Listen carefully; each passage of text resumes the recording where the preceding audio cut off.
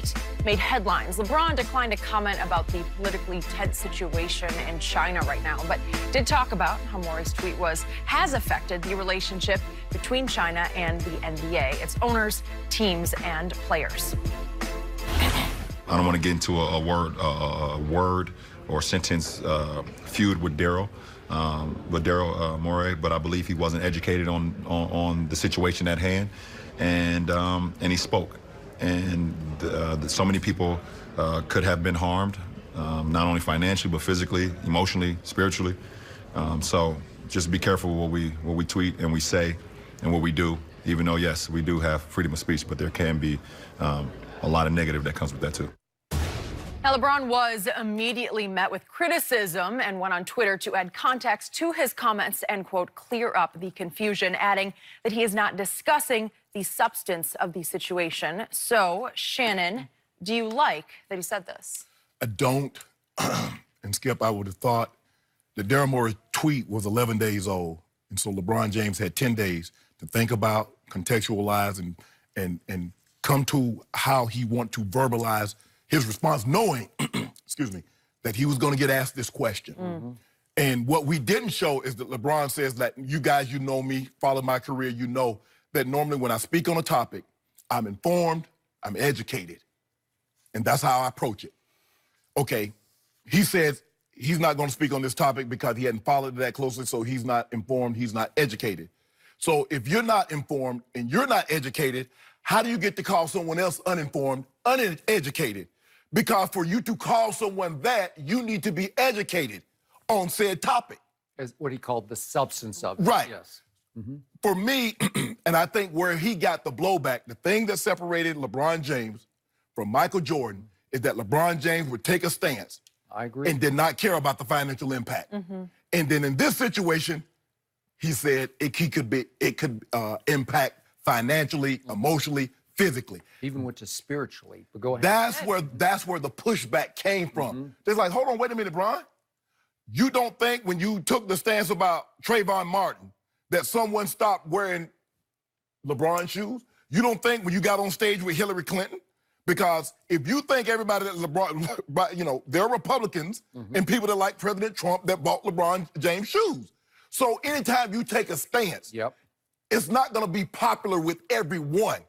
But that didn't bother him. This situation seemed to have bothered him for some reason. We know the reason, Skip. We know that the financial, China spends a lot of money with the NBA. 10%, we're reading 10%, and they say in the next 10 years it's going to go up to 20%. He mentioned he's gone to China 15, 20 times. Not only him, all the KD, Steph Curry, James Harden, Russ, all these guys are big international. They got over 1 billion people over there. 3 times the population of the U.S. So you can understand the influence that the favor that they curry with the NBA. But I don't like this, Skip. I don't like that. Yeah, anytime you say something, your words have consequences. But Daryl Morey, and I'm not, like I said, I'm, you know, what Daryl said about the democracy and China and Hong Kong, a lot of people don't know, and so I don't want to get into the minutia up underneath this, Skip, but I disagree with LeBron said for this. If you're not informed on a topic and you're not educated on a topic, don't say someone else is uninformed or uneducated because you don't agree with what they said. Just say, hey, that's Daryl's stance. I don't agree with it, and keep it moving. But when you say he's uninformed, he's uneducated on a topic, and then says, you know, a lot of people, and hey, I don't believe, now it could happen, I don't think China wants, you know, you do something to the basketball team because we're already, you know, China and U.S. is already going here. We got a trade war going on. We already think that they're intellectual property thieves. So the last thing that China wants to do is do something to some of our most important public figures, athletes, and have it blow up on a world stage.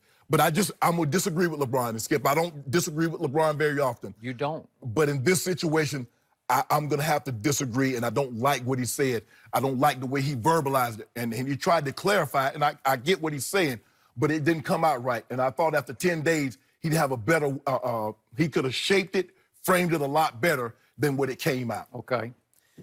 For once, ironically, I see what LeBron's trying to accomplish with his statement and then his clarification tweet.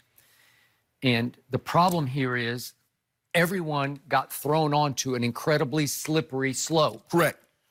And it's made of hypocrisy because anything you say, uh-oh, wait a second, you're speaking out of which side of your mouth on that issue, right? Okay. So to me, what LeBron was doing was speaking for a bunch of players, and this is the part I liked about it, who were so angry with Daryl Morey for tweeting what he did just ahead of their trip to China. Right. Because LeBron's point was, you could have waited a week. Just wait until we're done to take your stand about Hong Kong. And he's trying to say, you made it so hard on us because you messed with our money. Right. Right? That's what happened. Bottom line, Daryl Morey sort of unwittingly, I don't think he was thinking, uh-oh, what could I, what could I wreak here? Right. What havoc could I wreak? But he messed with LeBron's money and all the players' money. Am I right? He did, but let me ask you a question. If he waits a week, if he waits a month, does he still not mess with the players' money? Maybe long term, but they were upset because they got thrown into they were going to have to answer questions. Yes, they're saying we don't know enough. Right. And again, I certainly don't know enough. I don't know if you know enough to talk about the substance of what's going on Hong Kong versus China. I don't. Yeah. And LeBron's saying I don't know enough, so I'm not going to take a stand on that. And the players were all offended that they got thrust into this position of having to comment on an issue they don't understand, that doesn't affect their day-to-day life, right?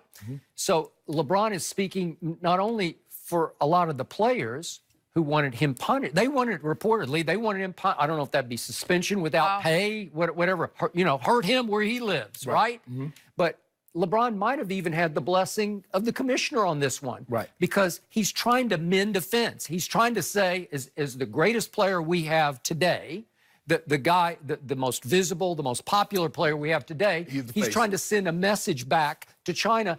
Hey, one of our own messed up here. He was, however you want to say it, he was not educated enough. He was misinformed. And we're sorry about this, China. It's not our fault. It's his fault. Okay, that's what he's trying to send the message. But let's not pretend we do know what's going on in China. Okay. Without getting into the details, we understand that. Okay, fine. But like you said, Skip, you're talking out both sides of your mouth now. Okay. So now we had Tillman Fertitta, the owner of the Rockets, immediately condemned the tweet, which was deleted, but it was up long enough. It's too late. It's gone. Screenshot it. But he condemned it to the point that he said, we're not a political organization, the Houston Rockets. Well, how about the Spurs? How about the Warriors? Are they political organizations? Because their head coaches have very strong stances. They have heavily criticized the president of the United States. Freedom of speech. And again, Adam Silver says our league is built on freedom of speech. I'm great with that, but there are ramifications to all of this. So now let's take it back to what the NFL went through with Colin Kaepernick. I was 1,000% behind the spirit of his protest, the reason for his protest. But initially, a bunch of the owners are like, uh-oh, is he going to mess with our money? Because he's choosing not to stand for the national anthem. And maybe some of our sponsors, if not our fans and our viewers, will take that personally. You don't love the United States of America because they won't get the spirit of the protest, the actual meaning of the protest. So remember, that was the initial pushback was, uh-oh, you're messing with our money now. We get, they don't even want to know about the issue because they don't really care about the issue because it doesn't really involve them. You made that point 1,000 times. Now, Colin was messing with his own money because he was risking a lot, and we saw what he lost, right? And that's the thing, Skip. When you speak, when you words freedom of speech or you have a protest, Colin Kaepernick had the right to protest. Absolutely. But you have to understand the ramifications that come along with your protest. Consequences. And what? Subsequently, he's been whiteballed. So you have to understand. Daryl Morey, whatever your owner, Fertitta Tillman, decides to do with you, you must understand. Consequence. Whatever the NBA, if they decide to punish you, you must understand. Agreed. Those are ramifications that come along with that. Okay. So did the ratings or did some sponsors back out? Did it hurt the NFL's money? originally, 2016, 2017. It was never conclusively proven to me that it really hurt, but there was a lot of fear of it. The ratings did dip a little bit, but I'm not so sure it had... 1 or 2 games and then... Okay. So again, I'm not sure that actually had that impact that was feared. Right. But I get the fear because every time you do speak out, and now we got Popovich, Steve Kerr speaking out against the president. Well, is it messing with the NBA's money? Have some sponsors gotten a little queasy about that? Right. Maybe. Okay. So there are fans. Okay, some fans. Some fans. Some. I mean, everybody that goes, Skip, everybody that goes to San Antonio games are not liberal or independent or Democrats. Or everybody that lives in California. It's a pretty conservative area. In Texas, you think. They normally vote red. In California, don't think just because you live in California, everything is blue. Because it's not. It's not. Yes. Okay, it's not. So, yet in the end, it's ironic again that I appreciate LeBron's just trying to mend a fence here for everybody's sake. And I'm not sure it's going to be successful because LeBron can be very outspoken. Yes. And sometimes I think he messes with his own money because he takes some stands that some people are not going to like, who are not going to buy his shoes or his products that he endorses. And that was my point, Skip, is I think LeBron should know full well with the stances that he's taken on a lot of issues. It's kind of like, he takes a stand against police brutality. If somebody say, LeBron, you're not informed, you're uneducated, you're like, come on, bro. I mean, really? But he says topics that he normally talks about, he's very passionate about. Well, because he says, I'm not read up on this, I'm not versed in this. Not to say that he's not concerned about what's going on over there. It's just that, Skip, I haven't read up on this. I don't know. I'm getting ready to start a season. My mind, my grind is somewhere else. And so I totally get that. I just think the only problem that I got with what he said was that he said Daryl Morey was uninformed and uneducated. It's hard for you to say that just because you're not doesn't mean someone else is. Okay. And by the way, just in the big picture, Daryl Morey, who I've been around a little bit, he's a very smart guy. Yes. Now, again, did he take a stance that hurt the league for which he works and the players that who are playing for the Houston Rockets and others? Yes. Skip, I don't think he thought about them going over there. It's hard for me to believe that he doesn't know what China means to the NBA. I don't think he thought, well, you know what, Lakers and Brooklyn Nets about to head to China, let me send this. I don't think he thought that far, but he had to know the relationship that China has with the NBA. I would think it's hard for me to believe that he didn't know. And Skip. I mean, it's possible he would know a lot more than LeBron would know about Yes, and he also knows that China is state-run, and so that changes the dynamic. You can't say things about that like you can the USA because democracy versus the other side. So, lesson learned. Okay. People expect to hear from LeBron, which is a blessing and a curse for him. Because people do want to always hear what he has to say. They hang on every word, and they're looking for him. It is hard for him. And you turn on social media, even in the USA Today, they're crushing him. No matter what, people are listening. But you know what? In the end, I still appreciate the stands that he takes. Yes. And I appreciate absolutely. how outspoken he has been. Right or wrong, good, bad, pro, con, however you view it. He will take a stand and he will speak for the players he feels that were damaged in this. The thing that you can honestly say about him, Skip, nothing he says, for me, I don't ever think is malicious. No. I think everything he says comes from a good place. I would agree. Okay. All right. Let's